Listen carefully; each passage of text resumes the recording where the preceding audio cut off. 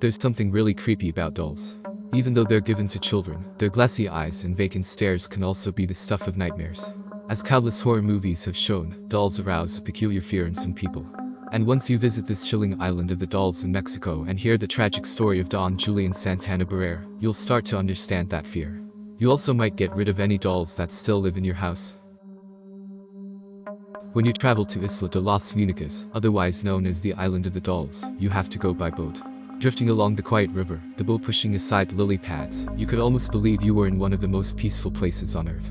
The island is a place where animals thrive, and the locals live slow, peaceful lives. And when you visit, you might find yourself falling into that rhythm. That is, until you see the decapitated, decaying dolls and doll parts dangling from trees like they've been hanged.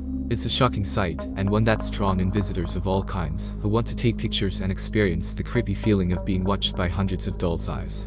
This spooky doll island is located in the Xochimilco canals on Teshuilo Lake, which is about 17 miles south of the center of Mexico City. It's surrounded by canals and other landmasses that are home to lots of people who are living ordinary lives. But only dolls and the spirits that might inhabit them live on the island itself. If you want to visit the Island of the Dolls, it's best to leave from Embarcadero Comanco.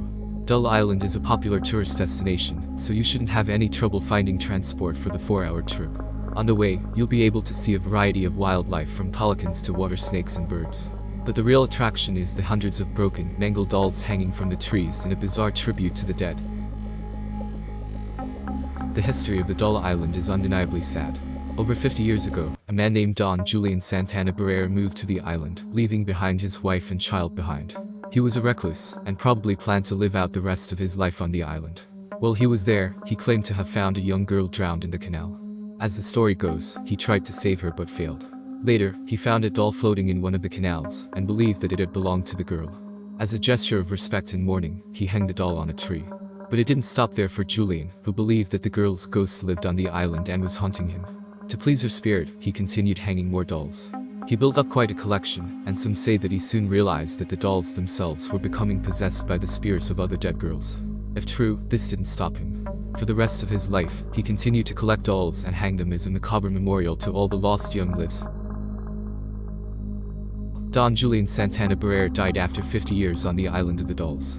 There is some confusion about the manner of his death.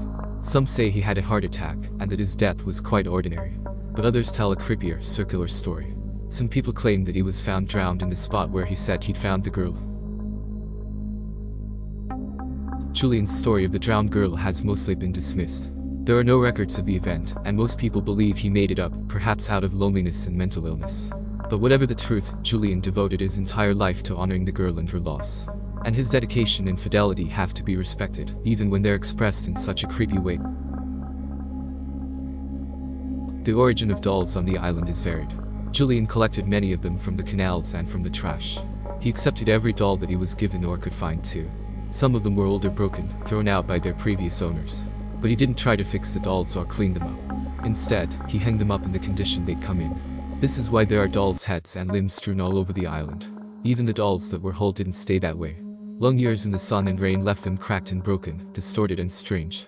This is part of the reason why the Island of Dolls is so creepy today.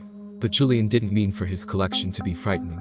In fact, he thought of the dolls as the beautiful protectors of the girl and of himself. He found a kind of comfort in their soulless eyes that just doesn't translate when you step onto the island for yourself. Julian devoted his life to the Island of the Dolls. According to the stories, he grew produce on the island and traded it to the nearby villagers for more dolls. He did everything he could to keep honoring the dead girl in his peculiar way. And that dedication created an island that's a testament to his kindness and the creepiness of deformed dolls. As time went on, Julian wasn't the only person who contributed to the island's doll collection. As the fame of the island grew, tourists and other visitors to the island brought new dolls for the collection, and Julian welcomed them all. This was part of the reason why he welcomed visitors, showed them around, and allowed them to take photographs for a small fee. And even though Julian died years ago, his collection continues to grow. Visitors to the island keep bringing new dolls, keeping Julian's 50-year dedication alive. And perhaps visitors who bring new dolls to the island are also doing their part to honor the life that dedicated itself so completely to a single purpose. While Julian's motives were admirable and even beautiful, the Island of the Dolls is more often portrayed as a nightmarish location. Julian claimed that the dolls were possessed by the spirits of dead girls, and the idea doesn't seem so far-fetched. It's now home to hundreds of dolls that are a tangle of twisted, broken limbs and decapitated heads. And when you walk through the trees with those broken, tormented eyes staring at you, it's not a stretch to think that they might be something more than plastic. It's really no wonder that the Island of Dolls is thought of as such a scary location. Some visitors to the island also believe that there's more going on. Local legends hold the island in high esteem, some claiming that it's a charmed or even sacred place. And others claim darker things. Some witnesses report seeing the dolls moving their limbs or heads and even opening their eyes. Others say they've heard the dolls whispering to them or each other, a truly nightmarish idea if it's true. The dolls are even rumored to lure in passers-by, perhaps wanting company on their tiny island,